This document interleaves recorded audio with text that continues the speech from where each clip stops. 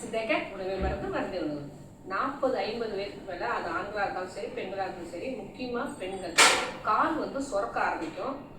ஒரு சில பெண்களுக்கு மட்டும். ஏன் அப்படின்னு பார்த்தோம் அப்படின்னா அதுக்கு காரணம் கிட்னி பிரச்சனையாகவும் இருக்கலாம், லிவர் பிரச்சனையாகவும் இருக்கலாம், அவங்களுக்கு டயாபிட்டிஸ் அதிகமாக இருக்கிற பிரச்சனையாக இருக்கலாம், இல்லை இதயத்தில் ஏதாவது பிரச்சனையாக இருக்கலாம். இந்த மாதிரி உடலில் உள்ள இன்னர் ஆர்கன்ஸ் ஏதாவது பிரச்சனையாக இருக்கும்போது மட்டும்தான் கால் அதிகமாக சுரக்க ஆரம்பிக்கும். பொதுவாக காலை ரொம்ப நேரம் தொங்க போட்டிருந்தா, இல்லைன்னா கால் என்ன சொல்கிறது ரொம்ப நின்றுட்டு இருந்தா இதெல்லாம் சுரக்கிறதுக்கு வாய்ப்பை அதிகமாக்கி கொடுத்துட்டு, இந்த மாதிரி உள்ளார உள்ள இன்னர் ஆர்கன்ஸ் அதாவது உள்ளுறுப்புகளில் ஏதாவது ஒரு பிரச்சனையை வெளியே நமக்கு காட்டுறது மட்டும்தான் இந்த கால் சுரக்கிறதா இருக்கும். உடனே ஒரு மருத்துவரை அணுகி டயக்னோசிஸ் பண்ணி என்ன பிரச்சனை அப்படின்றத கண்டுபிடிச்சிட்டோம் அப்படின்னா, சித்த மருத்துவர்கள் கண்டிப்பாக இதை அது எதனால் வந்தது அப்படிங்கிறத கரெக்டாக கண்டுபிடிச்சி அதனால் என்ன பிரச்சனைகள்லாம் வராமல் தடுக்கலாம் அப்படிங்கிறத கண்டுபிடிச்சி இந்த கால் சுரப்பு அதாவது உள்ளார என்ன ஆர்கன்ஸில் பிரச்சனை இருக்குது, லிவர்லையா, கிட்னிலையா, இல்லை இதயத்தில் ஏதாவது பிரச்சனையா, இல்லை நாட்பட்ட நீரிழிவையால் வந்த பிரச்சனையா அப்படிங்கிறத கண்டுபிடிச்சி இந்த கால் சுரப்பை தடுத்துருவாங்க.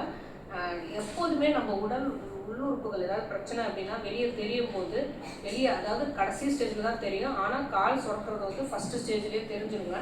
அதனால் கால் சுரக்குது அப்படிங்கிறத சாதனமாக எடுத்துக்காமல் உடனே ஒரு சித்த மருத்துவரை அணுகுனீங்க அப்படின்னா அது முக்கியமாக நம்ம ஒவ்வொரு நாளைக்கு ஒவ்வொரு பிரச்சனை பார்ப்போம். முக்கியமாக இன்றைக்கி கிட்னி பிரச்சனை உதாரணத்துக்கு ஒரு சின்னதாக பார்க்கலாமே.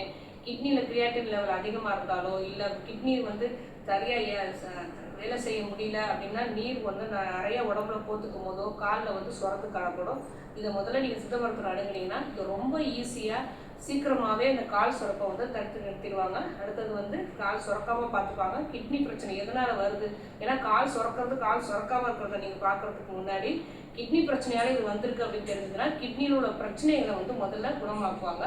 இதெல்லாம் நம்ம தெரிஞ்சுக்கலாம். அதனால தான் சித்த மருந்துகளில் கிட்னி பிரச்சனையால் தான் இது கால் சுரக்கிறது இருக்குது அப்படின்னா முழுவதுமாக அந்த கிட்னி பிரச்சனையை சரி பண்ணிவிட்டு கிட்னி அதாவது கல்லீரல் முதல் நிலை மாதிரி செயல்படுறதுக்கு எல்லா ஏற்பாடும் அவங்க செஞ்சுருவாங்க. மருந்துகள் நிறையவே சித்த மருந்துகள் இருக்குது. நல்லா அனுபவமிக்க சித்த மருத்துவரை அணுகி அவங்களோட ஆலோசனை பேரில் இதை செஞ்சுட்டு வந்தீங்க அப்படின்னா, முக்கியமாக சித்தாக்கரில் அணுகி இதை செஞ்சுட்டு வந்தீங்க அப்படின்னாலே முற்றிலுமாக உங்களுக்கு கால் சுரப்பு முற்றிலுமாக நின்றுடும். கால் தானே சுரந்துருக்கு, தலானி நைட்டு ரொம்ப நேரம் தலானி வச்சு படுத்தாலே கால் சுரப்பு தான் சரியாயிடுது, இல்லைன்னா கால் தொங்க போட்டுருக்கா கால் சுரப்பு இருக்குது, உட்காந்து டிவி பார்க்கும்போது கால் ஸ்டூல் போட்டு அது சுரப்பை குறைச்சிடலாம் அப்படின்னு நினைக்காம உள்ளார எவ்வளோ பிரச்சனை இருக்குங்கிறத தெரிஞ்சு சித்த மருத்துவரை அணுகினீங்கன்னா அந்த பிரச்சனையை சரி பண்ணிடலாம். ஆரோக்கியமாக வாழணும். எதை பற்றி பேசணுங்க நினைச்சாலும் சரி தாராளமாக கமெண்ட் பண்ணுங்கள். உங்களுக்கு எந்த நோயாக இருந்தாலும் சித்தாக்கரை அணுகுங்க.